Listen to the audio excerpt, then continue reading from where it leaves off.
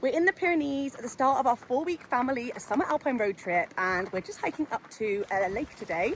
So come along with us. This ended up being one of those days that reminds you why being prepared in the mountains matters so much. The plan was a pretty big hike of roughly 14 kilometres and over 600 metres of ascent, with some steep rocky switchbacks up to the lake. We were doing it with our 9 and 11-year-old boys, who are pretty experienced hikers now, but I genuinely think the reason they can do walks like this is because we've always told them they can. They know they can do hard things safely. We started with gorgeous weather, but because we were heading higher into the mountains, we'd packed extra layers, waterproofs and warm clothes for all of us, and thank God we had, because the weather turned really quickly. It started chucking it down, the temperature dropped, and it suddenly felt like a very different walk. Continuing our way up, we passed a woman coming down who told us the next section was too steep and too dangerous, and it was clearly aimed at the boys. And don't get me wrong, we absolutely take calculated risks. We'd planned this route, we had the right kit, and when the weather got worse, we made the call to stop at the first lake rather than pushing on to the bigger one. But that one comment was the only thing that made our youngest suddenly doubt himself and say he wanted to turn back. Until then, he'd been totally fine, even in the rain. And I think that's such a reminder that kids are often capable of far more than people give them credit for. But they also take their confidence from the adults around them. So we carried on to the first lake, found a little cabin,